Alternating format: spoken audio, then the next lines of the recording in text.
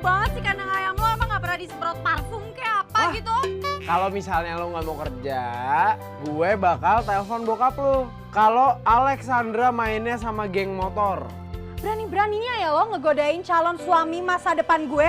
Siapa lo? Jadi ini pacar lo, Dis? Bukan pacar gue. Kayak gini. Pokoknya lo inget nih satu hal. Apapun yang terjadi, jangan sampai lo jatuh cinta sama cowok ayam itu. Gue tuh sebenarnya udah lama suka sama lo. Lo mau nggak jadi pacar gue? Jangan pernah memainkan perasaan orang lain. Sekarang lu sendiri bingung kan sama perasaan lu? Kalau ratu geng motor kita itu sudah berhasil meluluhkan hatinya si Yudis, cowok ayam itu. Kamu udah bikin aku malu banget. Ternyata bener ya. Kamu itu pakai topeng. Udah cukup sandiwaranya sampai sini. Mendingan kamu sekarang pergi.